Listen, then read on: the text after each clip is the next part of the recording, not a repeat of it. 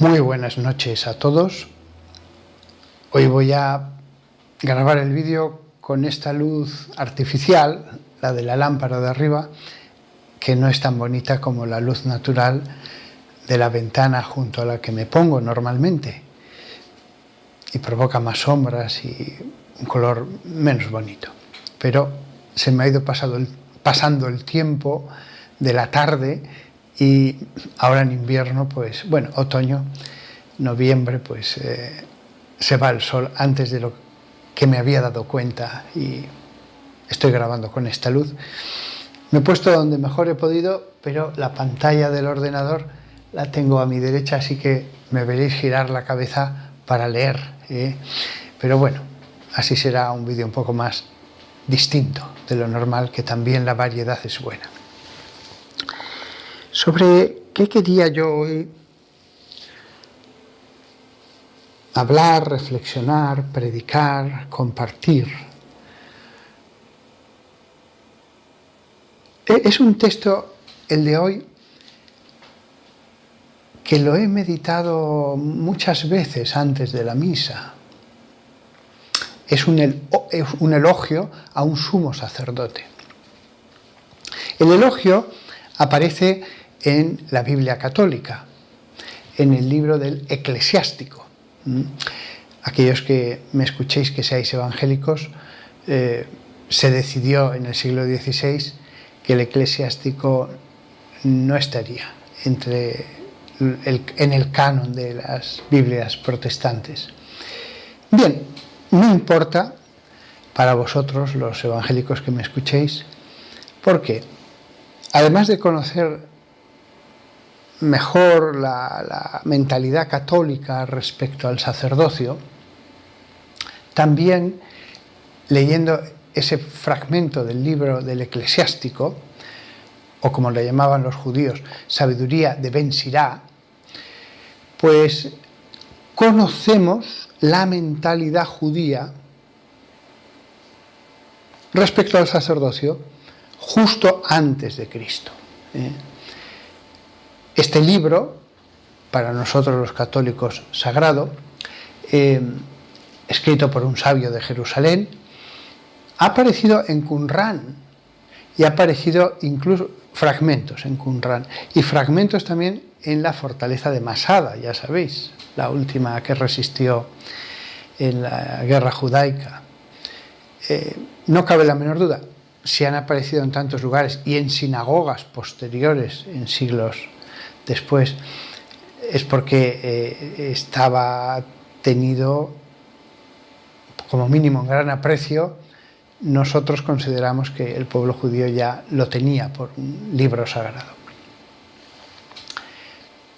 En cualquier caso, las reflexiones sí que son válidas. Un texto judío que estaba en el ambiente de Jesús. Bien, dado que vamos a hablar de el elogio que hace el libro del Eclesiástico de un sumo sacerdote, eso nos lleva a una reflexión. La verdad de la Escritura de que solo hay un mediador, que es Jesucristo. Pero leyendo toda la Biblia en conjunto, se nos muestra con claridad cómo hay que entender ese carácter único de la mediación de Cristo.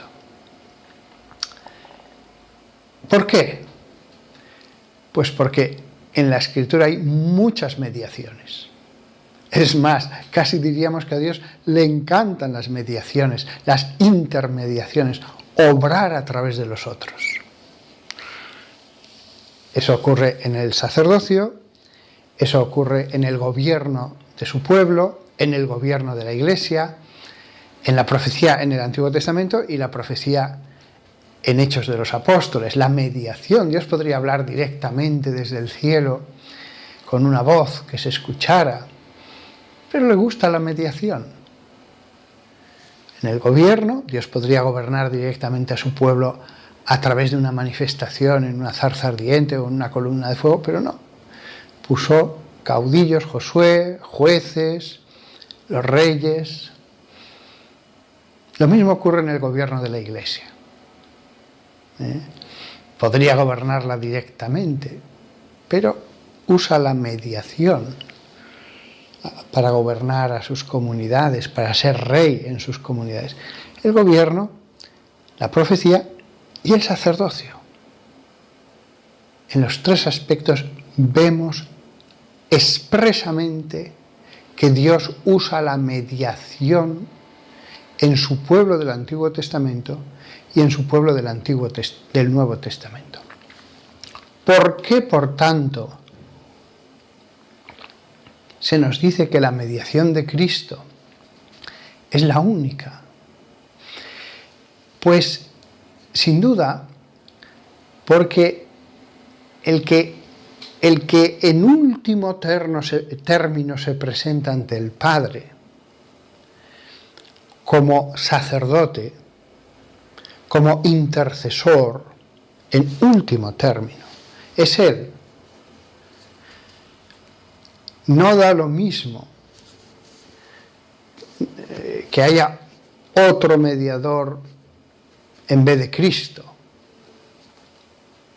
Es como si nos dijera la Escritura, no es Buda, no es tal personaje del hinduismo, no es tal personaje de otras religiones.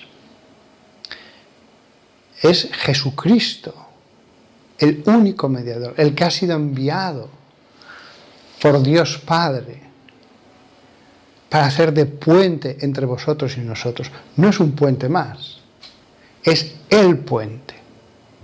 Todas las demás intermediaciones van a Él en último término. Además de que su mediación es cualitativamente distinta. Según sea el mediador, así es la mediación. Cuanto mejor es el mediador, mejor es esa intermediación. Bien, Jesucristo es Dios, con lo cual es distinta. Bien, aclarado esto, y por lo tanto no hay que tener temor a reconocer que un siervo de Dios es un mediador, un intercesor, un puente, un modo de contacto entre Dios y los hombres. Hay hombres que son escaleras que llevan a Dios, porque les escuchas y los ves, y su ejemplo y su caridad, y que realmente ese hombre se ha transformado en algo que lleva hacia Dios. Y así lo reconoce la gente. Y así ocurrió en el antiguo Israel. Hubo reyes que hicieron prosperar a su pueblo, que reformaron a su pueblo, y otros todo lo contrario. Del mismo modo, hay hombres que se convierten en obstáculo para que nosotros nos acerquemos a Dios. Bien, Moisés, Aarón, tantos otros fueron mediadores. Si tenemos en cuenta esto, entenderemos que la acción litúrgica tiene principio con la misma fundación de la Iglesia. No hubo en un siglo determinado, el siglo II, el III, que comenzó a haber una liturgia.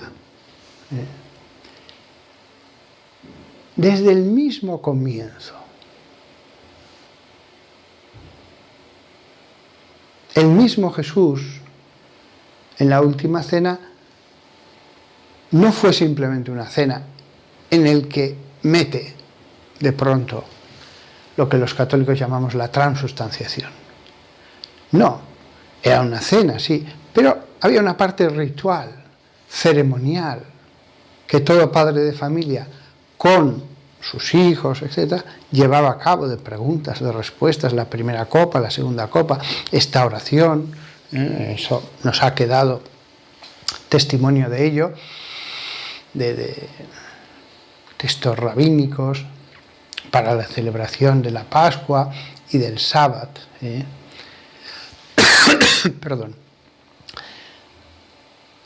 Y los apóstoles, cuando realizaban la última cena, repitieron lo que habían visto hacer a su maestro. No simplemente hacían una cena y de pronto tomaban el pan y el vino y recitaban la oración sobre ellos. Esto, además, la evolución de esa realidad litúrgica está estudiadísima. De ahí parten lo que llamamos el canon romano y otro tipo de prefacios, y cómo se fueron diversificando, hubo distintas ramas y después evoluciones. Es un asunto muy estudiado cómo fue apareciendo rito tras rito hasta llegar a la misa actual. La celebración de la Cena del Señor fue un acto ritual, no fue simplemente una cena. La acción litúrgica tiene principio con la misma fundación de la Iglesia. Y eso se desarrolla. No es lo mismo un grupito de 20 cristianos reunidos en una casa que cuando ya alquilan un local, y esto hay testimonio, en el siglo I, en Roma, por un pleito con el gremio, creo recordar, de los panaderos, y ya ahí hay 100 personas, o por lo menos 70 en ese local. No es lo mismo eso que cuando ya aparecen las primeras iglesias, templos construidos, que aunque fueron solo en algunos lugares donde gozaban de mayor paz, pero aparecieron algunos, sin ninguna duda, antes de la paz constantiniana, del decreto de tolerancia previo en la época de Constantino. Pero previamente ya hay locales, hay muchos hermanos y empieza a haber un culto.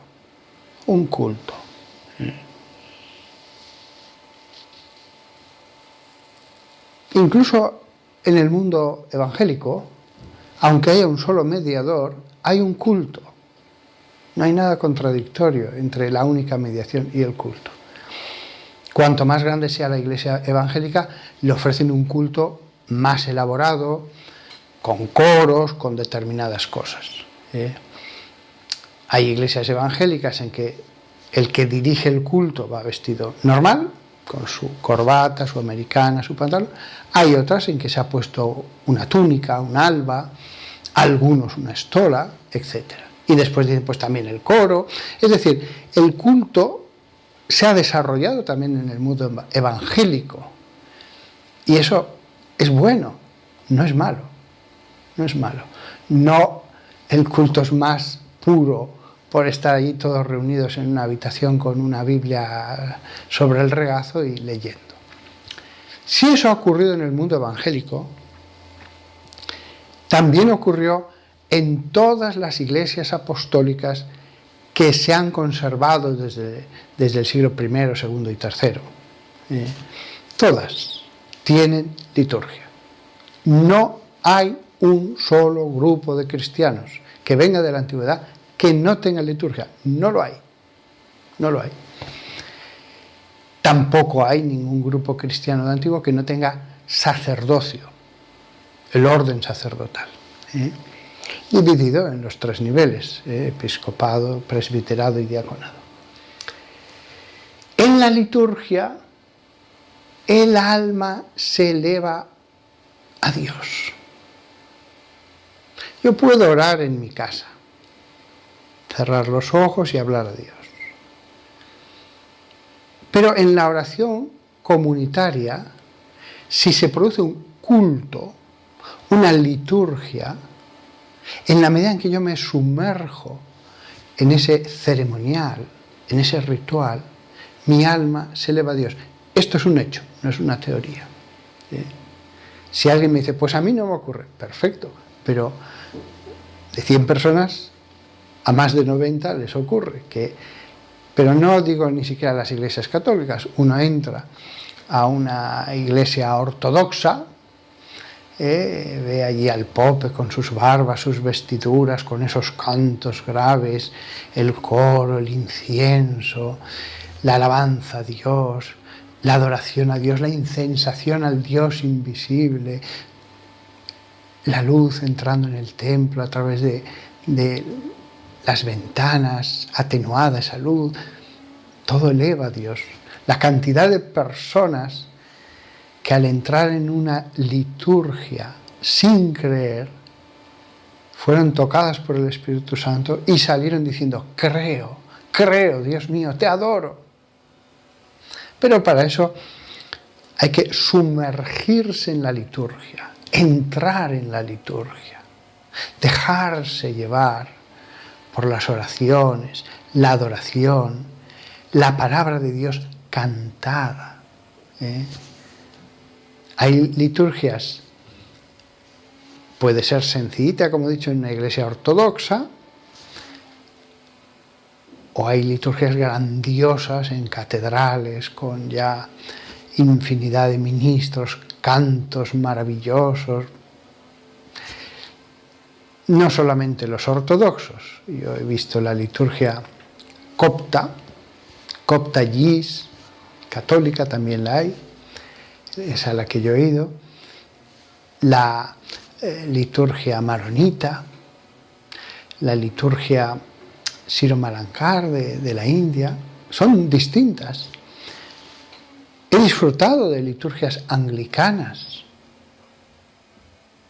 Los anglicanos especialmente tienen mucho gusto para la liturgia, un gusto excepcional. Sobre todo los de la comunión de Canterbury, pues sí,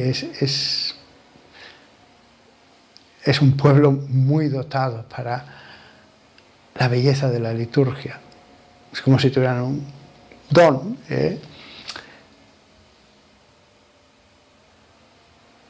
Toda esa ritualidad lo que expresa son aspectos del sacerdocio de Cristo.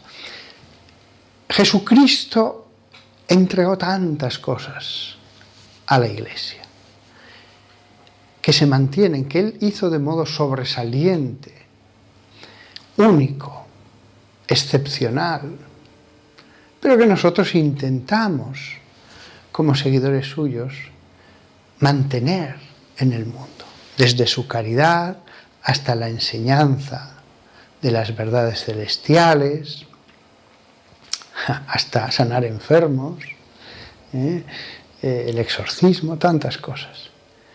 Pero también el sacerdocio, simplemente el sacerdocio, es decir, esos actos de culto a Dios, de intercesión por la comunidad, por todos los hombres.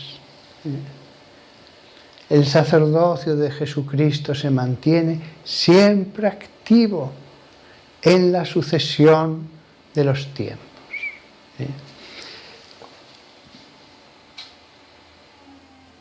Ya he dicho, este no es un sermón contra los evangélicos. Hay un culto en los grupos evangélicos, hay un culto, en unos mucho más elaborado, en otros más sencillo.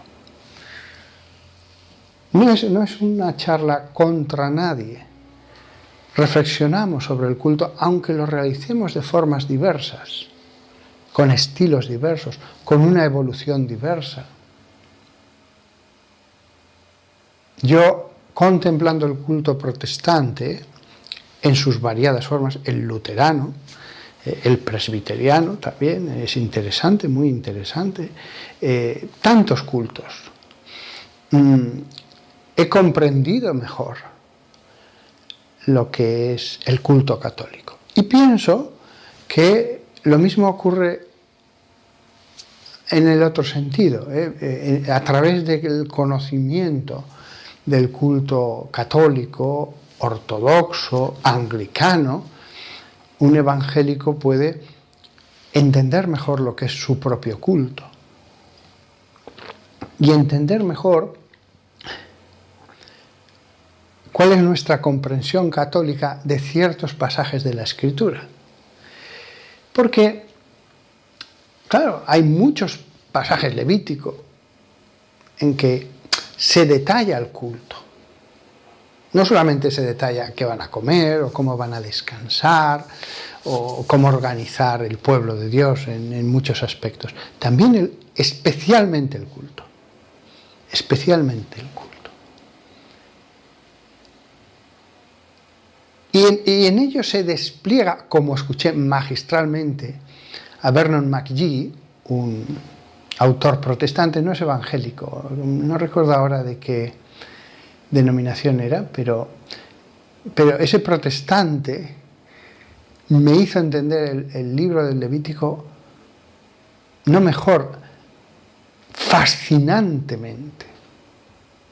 La cantidad de cosas que ese hombre, con la ayuda de Dios, con su estudio, no es que él fuera recibiendo visiones, era el estudio de la palabra de Dios, el sacerdocio de Cristo se saboreaba en cada versículo del Evangelio.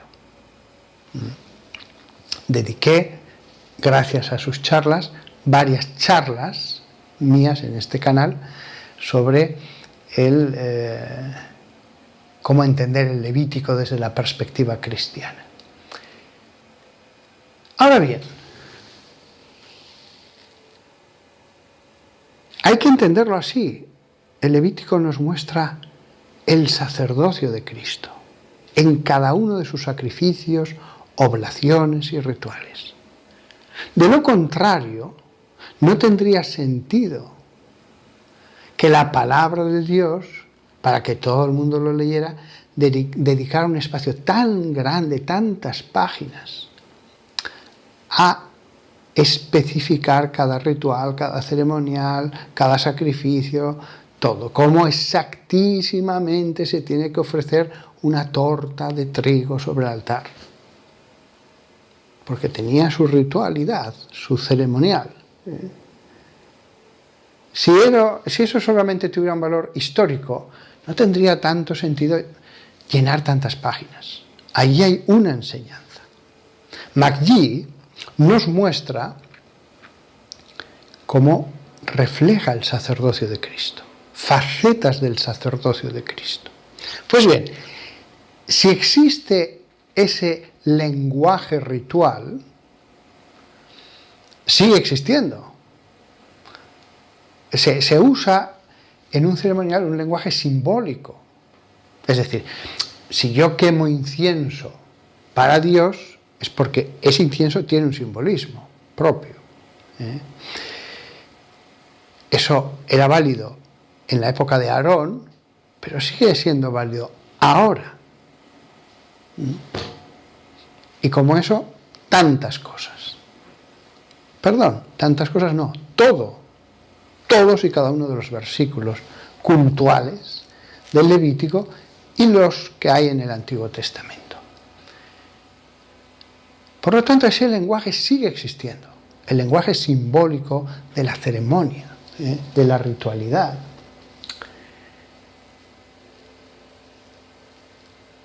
En la Iglesia Católica, eso se ha desarrollado extraordinariamente. Me decía hoy un profesor de griego con el que hablaba una frase muy bonita. La comunión de los protestantes es en la palabra. Fijaos qué bonita expresión. La comunión, es decir, la unión de los protestantes entre ellos es en la palabra. No simplemente es que cada uno la escucha, no simplemente cada uno en su casa la oye y saca sus conclusiones, sus enseñanzas y ya está. No, hay una relación, conexión, reunión en la palabra.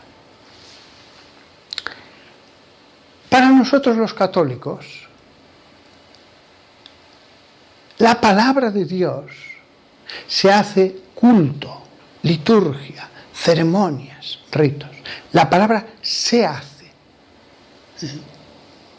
La palabra de Dios produce, se ramifica de esa manera. No podemos sentarnos a leer la palabra de Dios y después la cerramos y decir voy a ser una buena persona y ya está. No, algo nos lleva a la alabanza, pero no solo a mi alabanza, sino a la alabanza de la comunidad. Pero no solamente juntos vamos a unirnos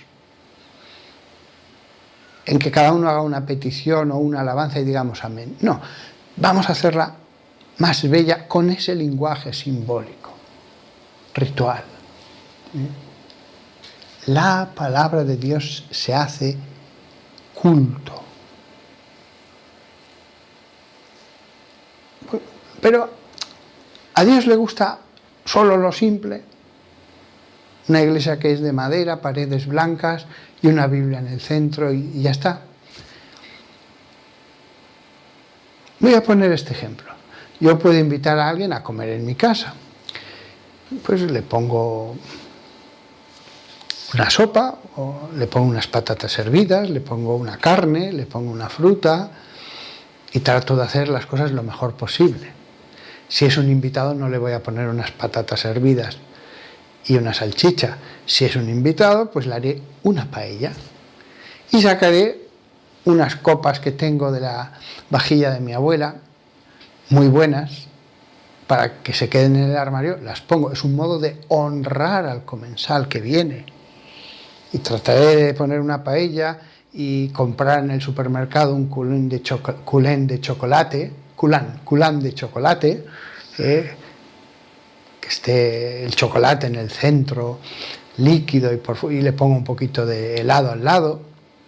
Y de primero, pues, no le voy a poner una sopa de sobre, pues, yo qué sé, le haré un caldo de marisco, lo que sea.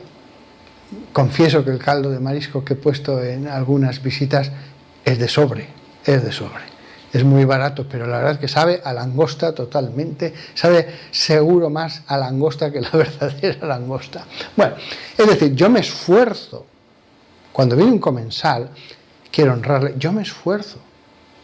No le voy a poner una patata hervida y una salchicha. Mi esfuerzo es el modo de mostrarle mi amistad, mi acogida. Pero yo puedo hasta cierto nivel en esa cena. Cuando hay una cena en el Palacio Real, una cena de Estado, el Palacio Real de España, es impresionante.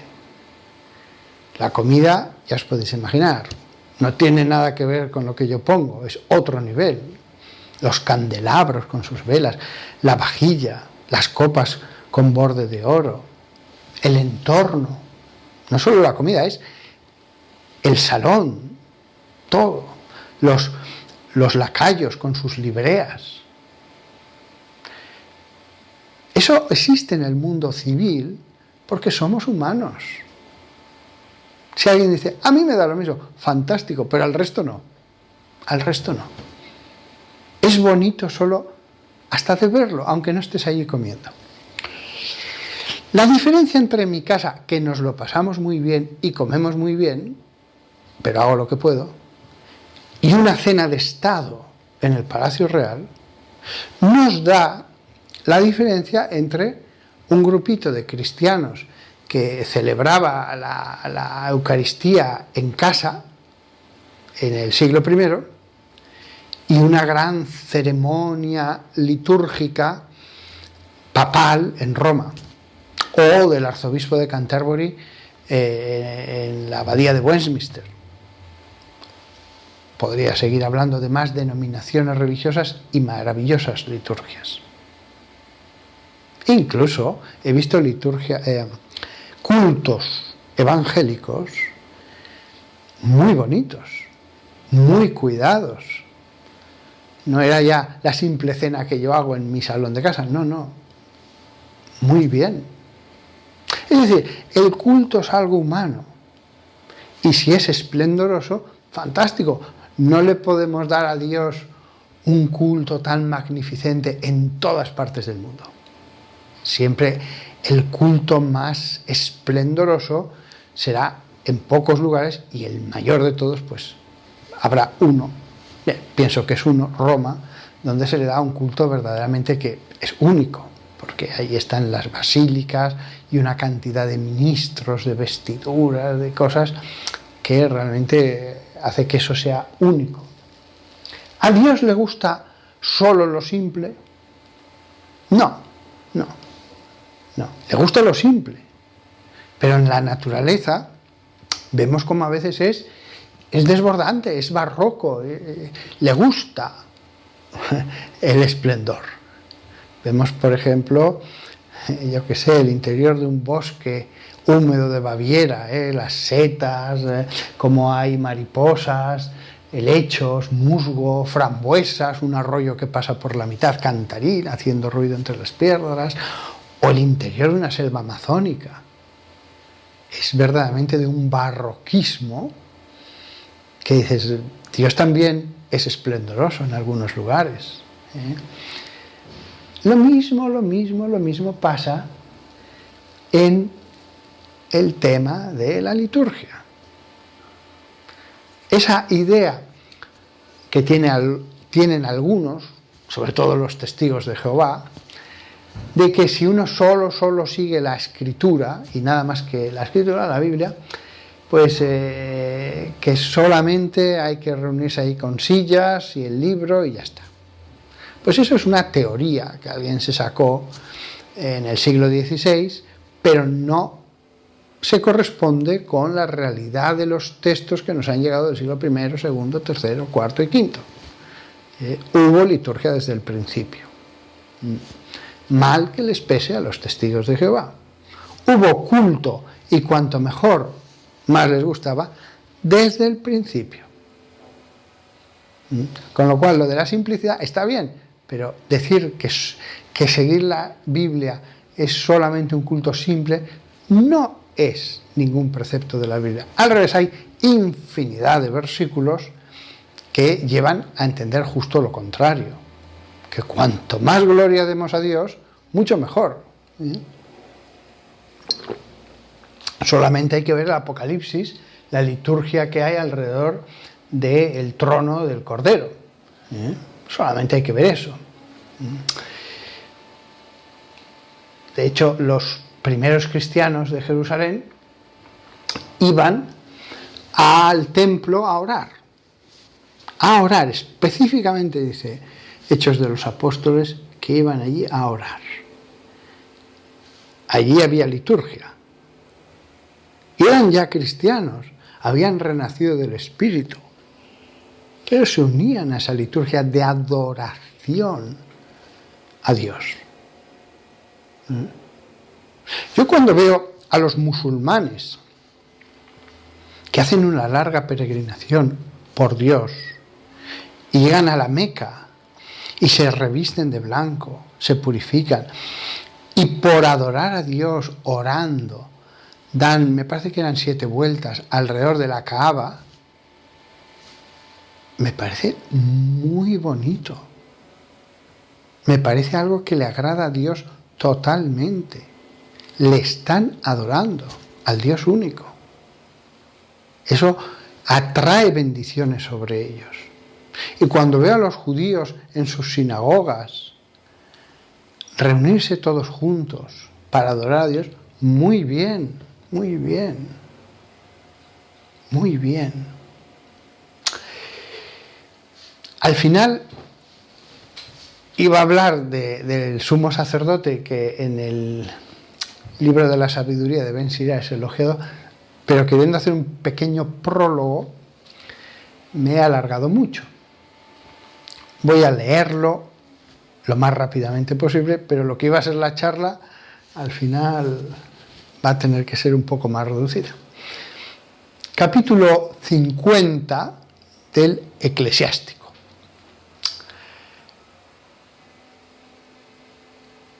El que guiaba a sus hermanos y la gloria de su pueblo era el sumo sacerdote, Simón de Onías.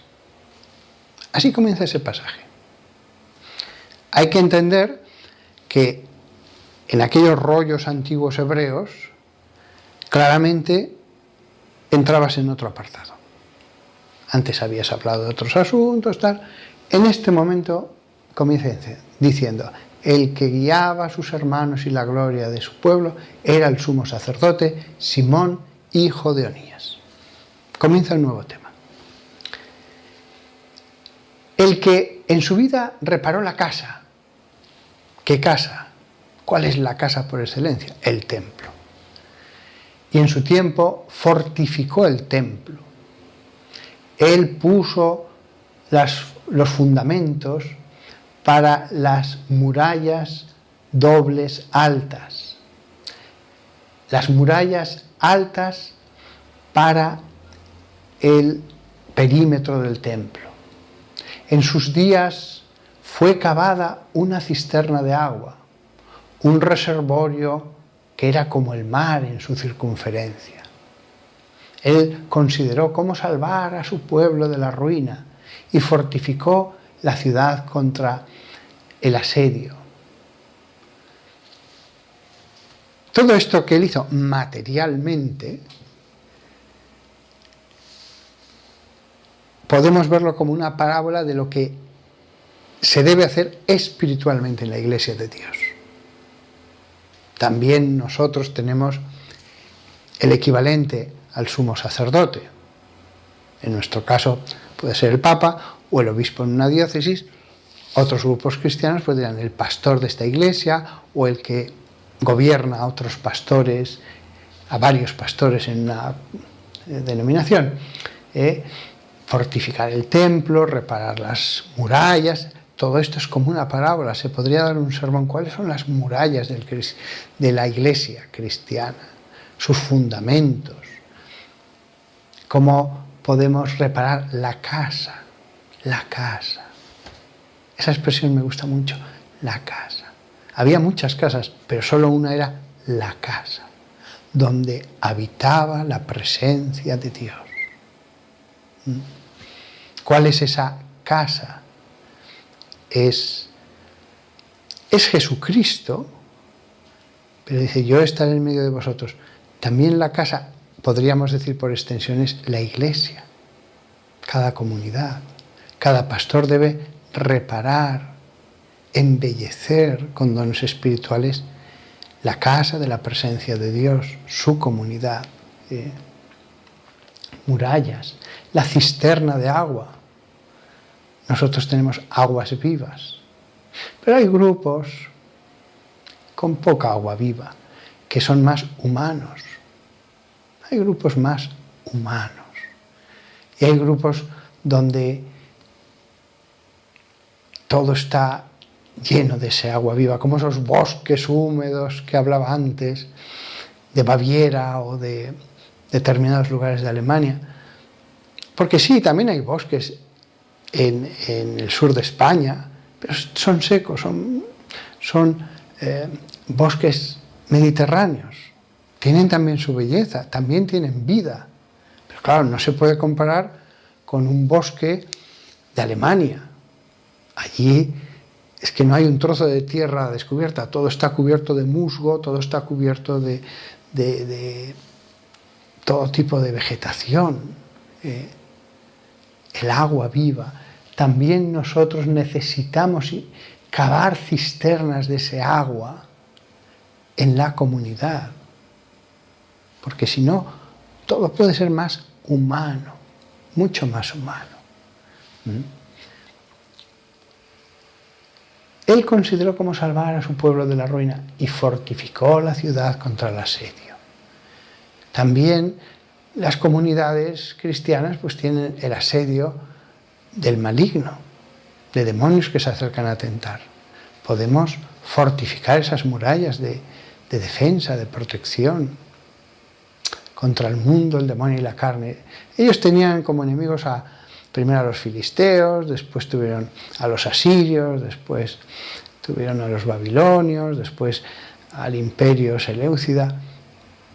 Nosotros tenemos nuestros propios enemigos del alma.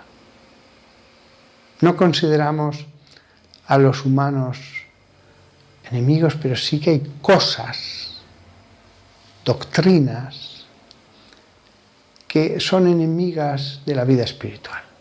Y contra ellas sí que debemos defendernos con murallas, porque nos asedian, nos hostigan. Y entonces ya, versículo 5, ya comienza la parte sacerdotal. Pero lo primero que ha dicho de él es que no solamente dio culto a Dios, ese gran hombre hizo cosas por Jerusalén, por su pueblo. Qué glorioso era cuando miraba desde la tienda. En ese momento ya había templo, pero lo llama la tienda. Antes lo ha llamado la casa, ahora la tienda. También nosotros, cuando vamos a la iglesia, deberíamos sentirnos, sobre todo en el caso de una iglesia católica, es más evidente visualmente, deberíamos tener la sensación de que entramos en la tienda de la reunión, que vamos a hacer como Moisés, que penetraba a lo más profundo, ese ir a la casa del Señor. En el caso del catolicismo eso está muy claro, porque hay unos templos que son más altos y más grandes que el templo de Jerusalén en su mejor momento. Con lo cual visualmente sí que tenemos esa sensación de subir al monte Sión. Además, algunos preciosos templos, en España eso se ve muy claro, como hay tantas colinas y montañitas, están en lo alto, en lo más alto del pueblo. Ese subir a la casa del Señor. Qué glorioso era cuando miraba desde la tienda, cuando salía de la casa de la cortina. De nuevo, nuevas formas de referirse al templo.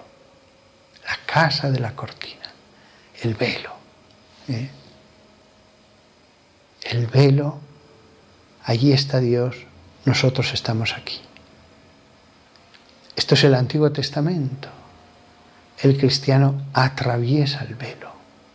Nosotros podemos ir profundamente adentro del misterio, como nunca lo pudo sospechar cualquier sumo sacerdote del siglo I antes de Cristo, II antes de Cristo. Nosotros podemos penetrar a través del velo para entrar en la casa donde mora Dios, la divinidad. Continúa hablando de este sumo sacerdote, como la estrella de la mañana entre las nubes, como la luna llena en el tiempo de la festividad, como el sol que brilla sobre el templo del Altísimo, como el arco iris que resplandece en las nubes espléndidas, como las rosas en los días de la cosecha de primavera, como los lirios junto a los arroyos de agua, como un brote verde sobre el Líbano en un día de verano, como fuego e incienso en el incensario, como un vaso de oro cincelado, tachonado, también significa claveteado, con toda clase de piedras preciosas. Usa esa palabra, tachonado, claveteado, es un vaso que tiene engarzadas, encabujones, piedras preciosas, como un olivo cargado con fruto y como un ciprés que se eleva en las nubes, cuando él se ponía su gloriosa vestimenta y se revestía con perfecto esplendor, cuando él subía al santo altar, él atravesaba el patio del santuario glorioso. ¡Qué maravilla! Así era un sumo sacerdote. Todas estas cosas. Para nosotros los católicos, lo mismo que en la Biblia hay partes que detalladamente describen lo malvada que era una persona. Ahí tenemos en Ezequiel y en Jeremías la descripción del príncipe de Tiro y el de Sidón, todas las cosas malas que hicieron. Ahí tenemos en el libro de Job la descripción del Leviatán y el Behemoth. Pues lo mismo que hay partes en que la Biblia, siéntate, te voy a describir cuánto mal ha hecho esta persona, cuánta iniquidad hay en este personaje. Ahora, sin embargo, todo lo contrario. Este hombre, en el templo santo,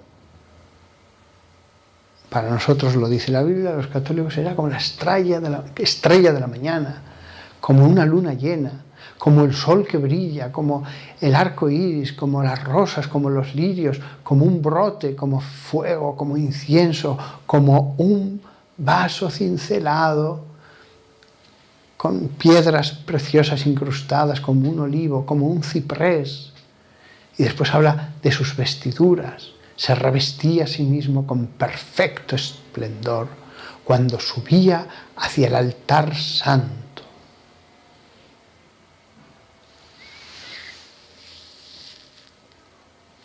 Eso, iba a decir, eso es un perfecto sumo sacerdote. No, este era más que perfecto, este era santo. Por eso resplandecía tanto. No es que fuera perfecto, no es que hiciera las cosas correctamente. Iba más allá, iba más allá. Aquí en el mismo Antiguo Testamento, este pasaje nos muestra el esplendor de la santificación. La persona que a través de la oración y de las virtudes se ha transformado. Y se ha transformado hasta llegar a la santidad. No simplemente a la corrección, a cumplir. El templo tenía ese sol dentro de sí mismo y lo llenaba. El atrio, la entrada del santuario. No. Más adentro, dentro estaba la presencia de Dios. Eso lo hemos visto en algunas parroquias, en algunos templos. Un sacerdote llena la iglesia, la llena de su luz, de su amor, de su acogida, de su bondad, de sus predicaciones, de sus confesiones. Honra a Dios en la iglesia y en el resto del pueblo cuando visita enfermos, cuando va a buscar al pecador. Eso lo hemos visto. Casos en que ya no tienen que ir afuera a buscar a los pecadores, a las ovejas perdidas. Es que ellas vienen al templo a hablar con él. Quiero hablar con usted. Quiero que me escuche, quiero un consejo, tengo un problema. Ellas vienen allí. Es la misma iglesia, el mismo mobiliario, todo, pero cuando ese sacerdote muere, se siente desolación, el vacío que ha dejado. Sí, Dios sigue estando presente, pero es que ese hombre era como un sol que brillaba, como un árbol que daba fruto, que todos querían ir ahí. Sí, llega otro sacerdote, llega otro, pero no es lo mismo, no es lo mismo. Ojalá que todos fueran así de buenos, pero no era así ni en el Antiguo ni en el Nuevo Testamento, ni siquiera en la primera generación de cristianos, tampoco todos eran como los 12 apóstoles. Aquí hace referencia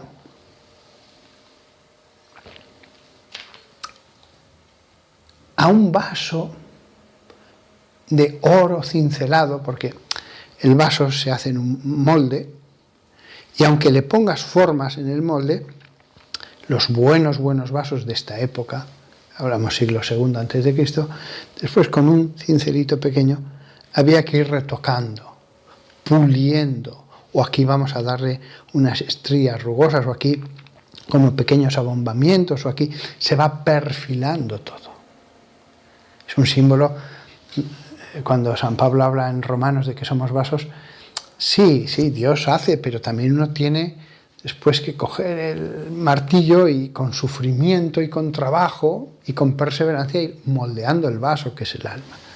Pues él era como un vaso de oro cincelado. Si San Pablo, que habló en la carta a los romanos de que sois vasos, y él habla de los vasos de más honor, él está pensando en vasos no tan buenos, mejores y mucho mejores. Si él hubiera leído este texto, tal vez lo escuchó, él entendería a través de la carta a los romanos que la palabra de Dios dijera que era como un vaso cincelado de oro. No todos son de lo mismo. Y después con piedras preciosas encajadas. La palabra que usa es eso, tachonado el vaso, pero se refiere a que hay cabujones donde se incrusta y se cierra con metal esa piedra. Pero además dice de todas las clases, no solamente de una, muchas virtudes, muchas virtudes. También dice que era como fuego. Dice de un sumo sacerdote que era como fuego, el ardor. Dice como fuego e incienso. Era fuego de ardor, de celo, de amor, pero también incienso, adoración, culto. Un hombre santo como ora, como preside la oración. También como brote sobre el Líbano en un día de verano. Los brotes son preciosos. Los brotes tienen un verdor, una ternura, una vida que sale, que no es lo mismo ya cuando vas en el campo y ves otras plantas más grandes. Es una vida que estalla, que sale de un tronco partido como un renuevo o de la tierra. Los brotes tienen un aspecto especial. Él tenía esa frescura. Si no os hacéis como niños, tenía esa frescura. Dice brote. En otro momento dice que era como un ciprés. Sí, pero junto a la madurez, la infancia espiritual. El ciprés, con su verticalidad, eleva a Dios. Es un árbol que parece apuntar hacia el cielo. No desviarse, directo hacia el cielo. Como la luna llena, como la estrella de la mañana. Ayer yo iba paseando con una persona muy religiosa y le dije, mira, la luna, preciosa en ese cielo azul, y la estrella de la mañana al lado, muy cerquita. No había ninguna estrella más en todo el firmamento. Pero dije, allí está. Cada una con su simbolismo. Este hombre reflejaba una luz serena, pacífica, agradable, que ilumina incluso en la noche. Al lado estaba la estrella de la mañana, también tiene su belleza propia, porque la estrella de la mañana, que es la primera que aparece por la noche, ya sabéis que es Venus en realidad, tiene un brillo al principio del crepúsculo, que es como una gema. Después ya no hay, después cuando ya todo está oscuro y todo está lleno de estrellas, ya no se distingue. Pero al comienzo, como está allí única, es en el crepúsculo un brillo único. Porque después ya hay muchos más brillos, pero es como una joya realmente. Esto es lo que nos dice el texto. Hay sacerdotes que son como una joya,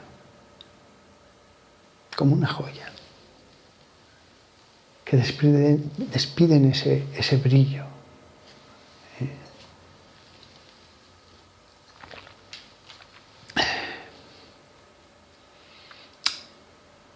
Como el arco iris que brilla en espléndidas nubes. Hay nubes que son espléndidas. Sin arco iris, yo varias veces, conduciendo en mi coche, y alguna vez hasta he parado, hay nubes que son espléndidas. ¡Qué belleza! Esas nubes cargadísimas de agua, densas, muy negras, que encima, pienso ahora varias veces en el crepúsculo, cuando son ese tipo de cumulonimbos tan grandes, tan altos, claro, hay una variedad de colores que dices, wow. Pues hay sacerdotes que son esas nubes cargadas de agua, como el arco iris resplandeciendo en las nubes espléndidas. El arco iris, símbolo de la paz. El sacerdote que da paz. Qué recuerdo de la paz de Dios, del perdón de Dios, del amor de Dios.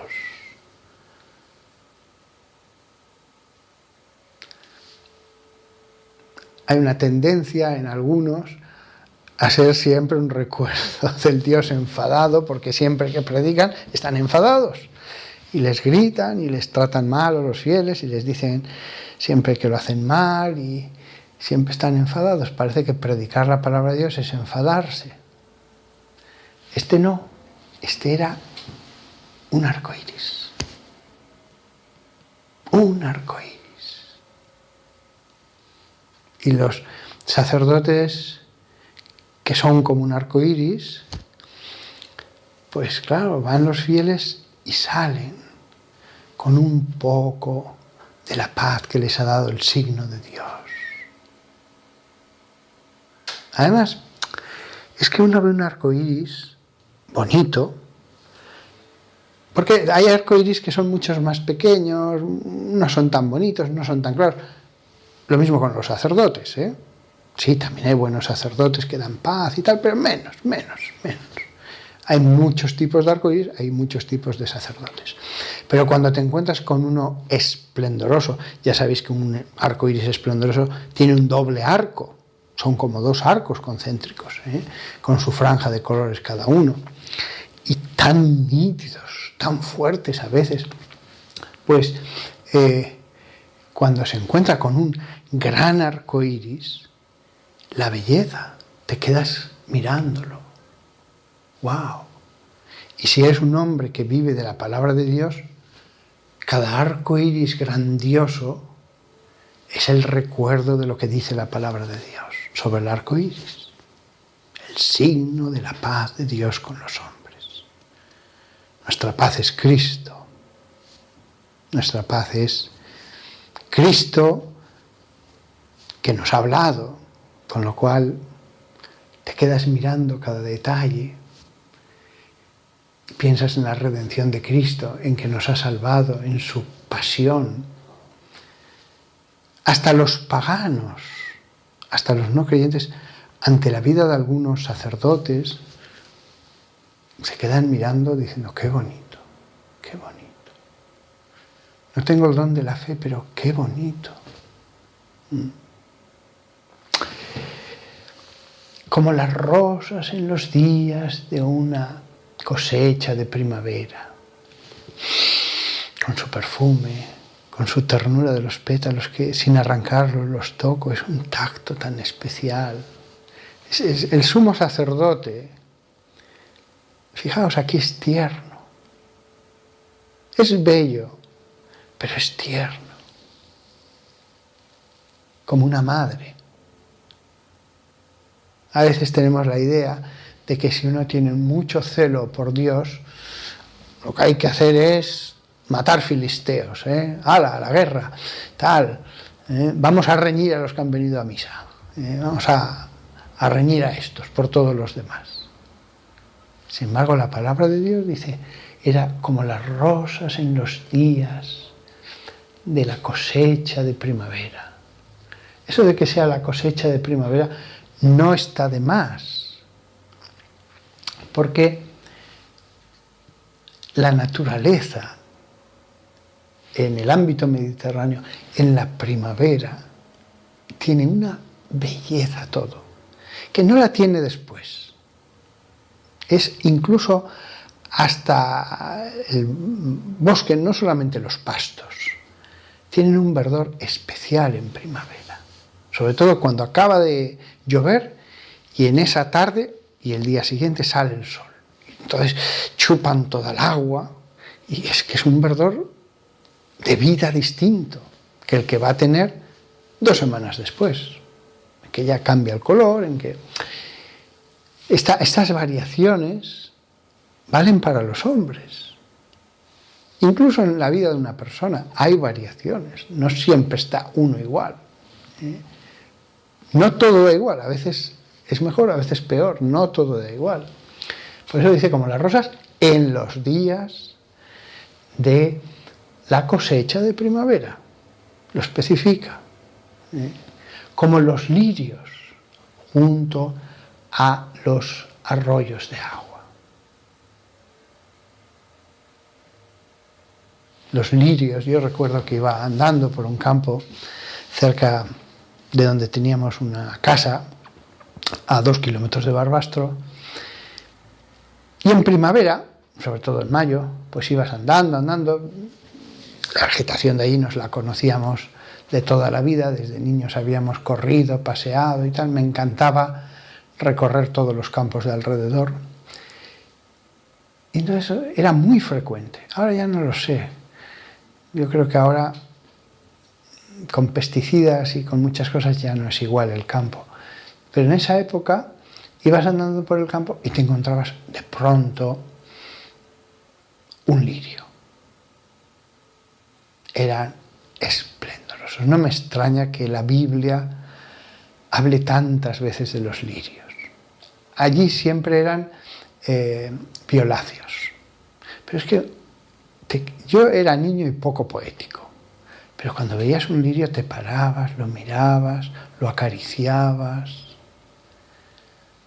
Era una explosión de belleza que se elevaba por encima de la hierba, de un montón de gramíneas, de preciosísimas amapolas. Todo estaba lleno de amapolas, había un montón de campanillas, tal, pero el lirio sobresalía. Hierba, amapolas, campanillas, lirio. Hay diferencias. Lo mismo en la vida espiritual de los cristianos. Hay gente que es hierba, y va a seguir siendo hierba toda la vida. Como los lirios junto a los arroyos de agua. Esta especificación no es sin más. Porque claro, si hay arroyos de agua, los lirios aguantan más, se secan más tarde y normalmente hay muchos más. Al haber más agua y poder crecer mejor, pues hay arroyos de agua donde hay mucho lirio. Bien. Después habla del olivo, que era como un olivo cargado con fruto. El olivo es la santidad, la unción, la vida ascética. Lo he dicho antes como el ciprés, cuando se ponía su ropa gloriosa, se revestía en perfecto esplendor. Cuando yo para la misa me voy poniendo todas las vestiduras, el amito, el alba, el cíngulo, la estola, la casulla. Por eso he meditado este pasaje tantas veces. Hasta Dios mismo en la Biblia católica se revestía con perfecto esplendor. Me revisto del esplendor sagrado para el culto de Dios. Cuando subía al santo altar, cada levita en esa época tenía que decir: este altar es santo, este altar es santo. Aquí se ponen estos corderos que les cuesta tantísimo a estos pobres pastores y los quemamos para honrar a Dios. Como este cordero lleva todos los deseos, peticiones, amor, adoración, petición de perdón de esta familia a Dios. La oración se hacía material en un sacrificio. En la Iglesia Católica tenemos también nuestro altar, que también subimos a él, y tenemos nuestro sacrificio. Bien, versículo 12. A ver cuánto queda. Bueno, casi estoy pensando que lo voy a leer.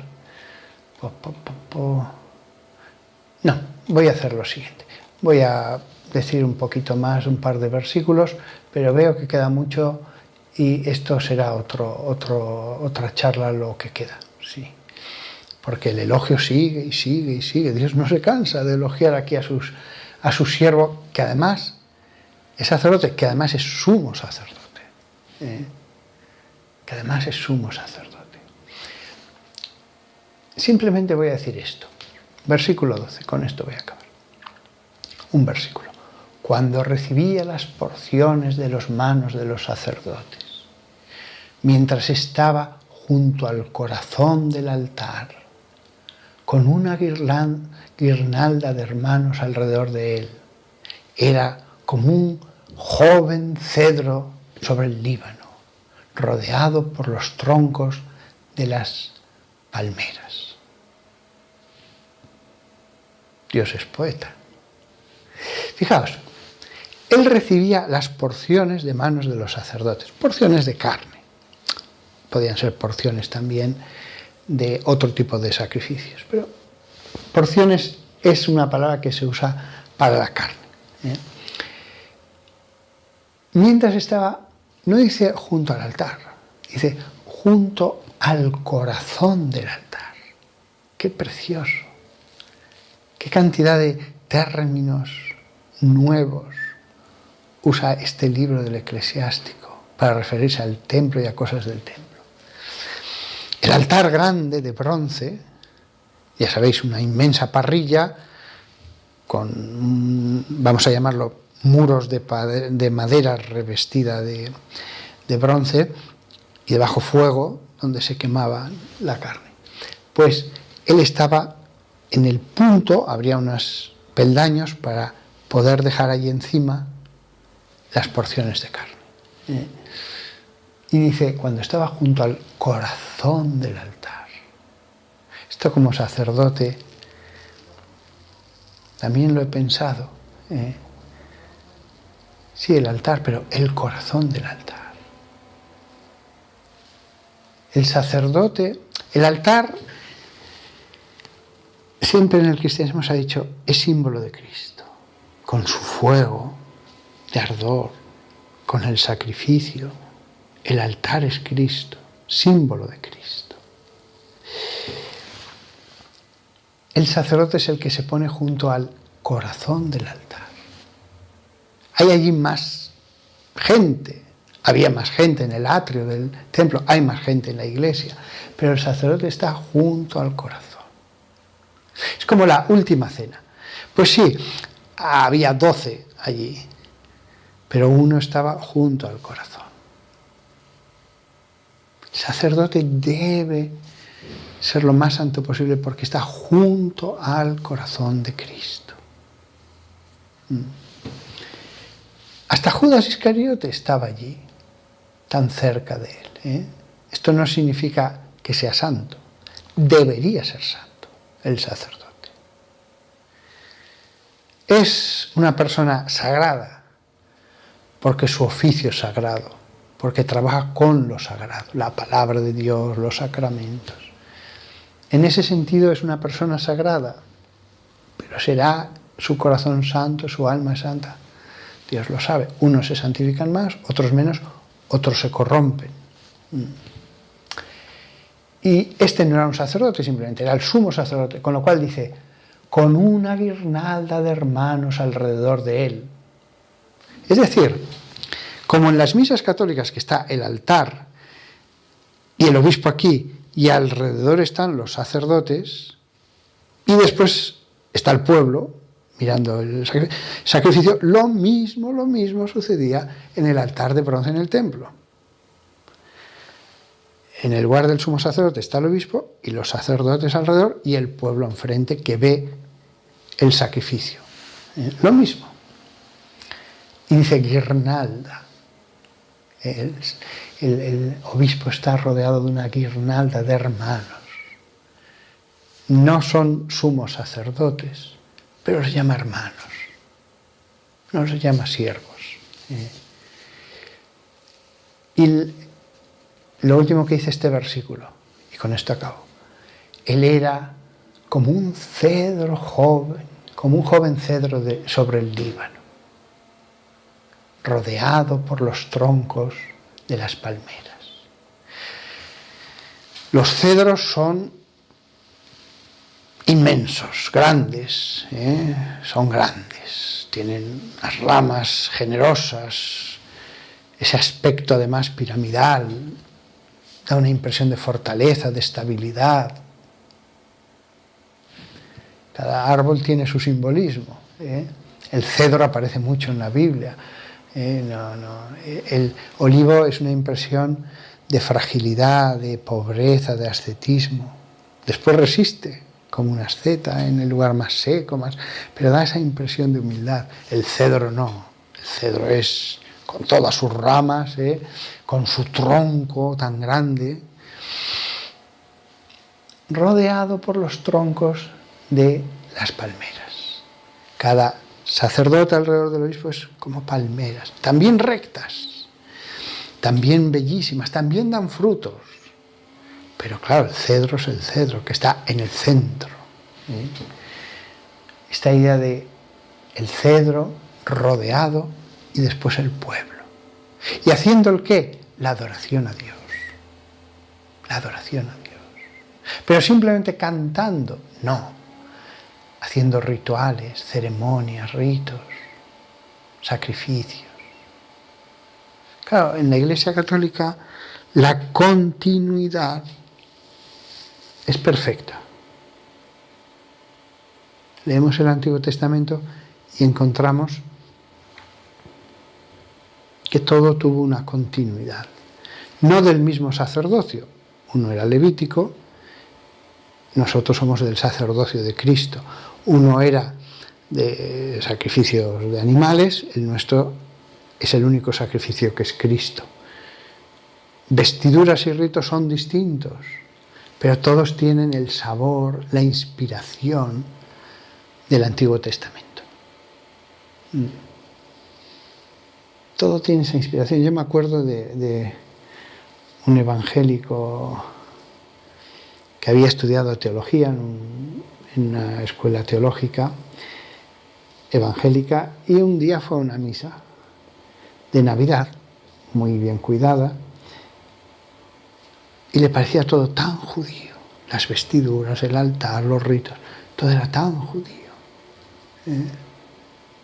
Por eso el Antiguo Testamento, la liturgia del Antiguo Testamento, todo lo relativo al templo, al sacrificio, etc., en la Iglesia Católica se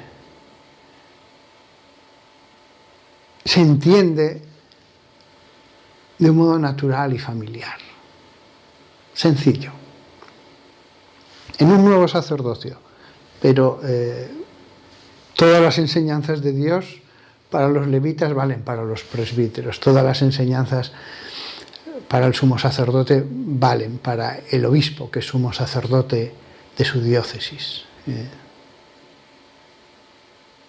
Bien, hemos estado escuchando al libro del Eclesiástico, reflexionando. Espero que mis palabras hayan podido servir a católicos y a evangélicos.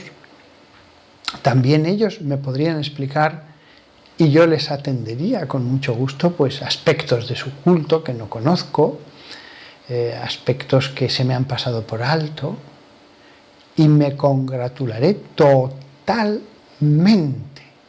de la gloria que dan a Dios los evangélicos con sus cultos. Es una obra de Dios, gratísima a Dios. Y además os digo, aunque podéis encontrar con alguno que os critique, no, con esplendor, hacedlo con esplendor. Hacedlo con esplendor. El Papa Francisco ha participado en alguna liturgia. Fue en Noruega, estaba allí el presidente de las iglesias evangélicas, el presidente mundial de las iglesias evangélicas, aunque es verdad que los evangélicos están divididos en muchos grupos, eso también es verdad, hay muchas denominaciones, pero esta es una de las más grandes. De hecho, creo que es la más grande. Y estaba allí el presidente y el del lugar allí de Noruega, estaban los dos. Ellos llevaban albas con estolas y el Papa estuvo allí,